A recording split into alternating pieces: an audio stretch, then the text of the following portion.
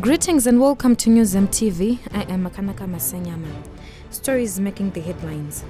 Government turns to student doctors as public health sector suffers effects of strike. In business, mineral production to drop 40%. In sports, Warriors technical team trim AFCON squad. And now for the news in detail. Government has deployed student doctors in the country's second biggest city of Bulawayo to help attend to patients as the crisis in the public health sector continues unabated. Bulawayo's major hospitals, Mpilo and United Bulawayo Hospital, along with Harare's biggest referral centers, have been badly affected by the 2-month-old strike. The government this week dismissed 77 doctors after they defied a labor court order to return to work. In mid-October, the labor court ruled the industrial action was illegal, giving government ammunition to begin disciplinary hearings against the junior doctors. The medical practitioners are demanding their wages to be pegged at the prevailing US dollar interbank rate and an improvement in their working conditions.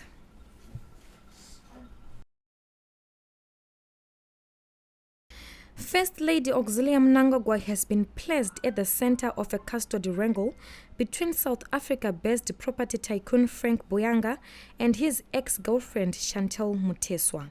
An audio exclusively leaked to newzimbabwe.com late on Wednesday claims the First Lady is angry with Boyanga and wants the businessman arrested on allegations of bribing the judiciary.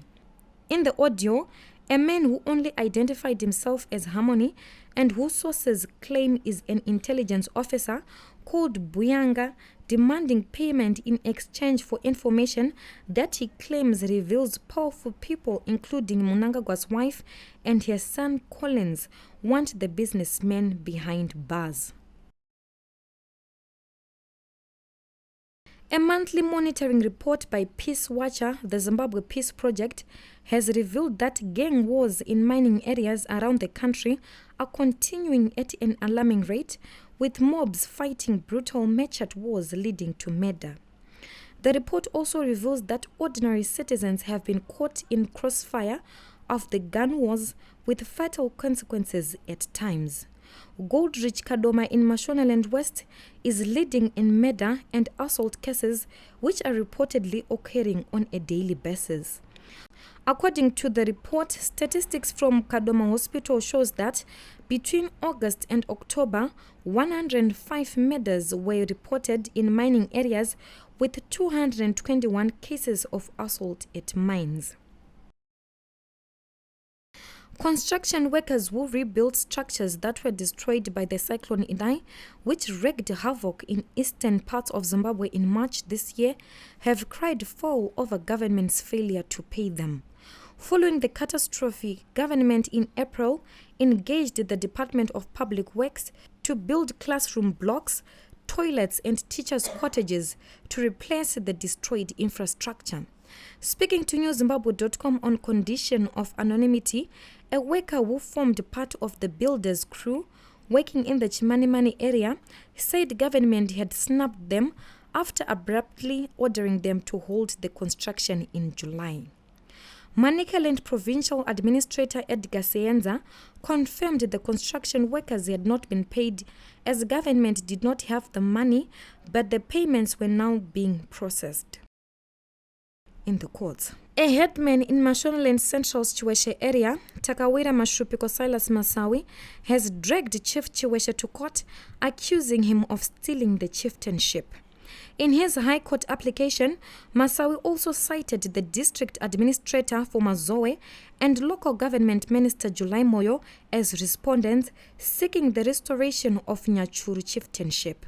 Masawi wants an order directing Chief Chiweshe to recognize the Nyachuru's right to full chieftainship and power over its own subjects within its territorial jurisdiction.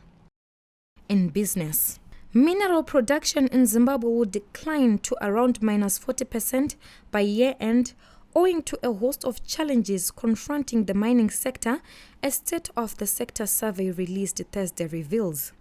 The report compiled by the Zimbabwe National Chamber of Mines established that key minerals are expected to record declines in output growth. The survey shows that gold will fall to between -5% to 35%, platinum 0% to -7%, diamond -30% to -40%, chrome -10% to -20%, nickel -2% to -10%, and coal -10% to -40%.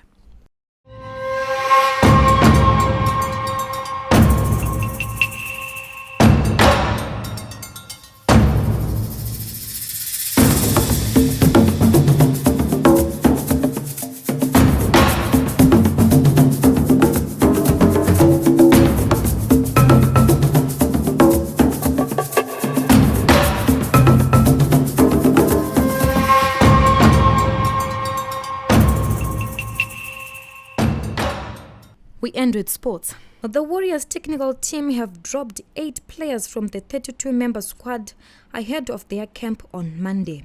The national team will host Botswana on the 15th of November in the 2021 AFCON qualifiers before traveling to Zambia 4 days later for their second match of the campaign. The decision to reduce the number of players trooping into camp is aimed at cutting costs that include traveling, accommodation, and allowances. Meanwhile, Swansea's Tiwonge Rushesha and Germany-based Jonah Fabish have already pulled out of the squad.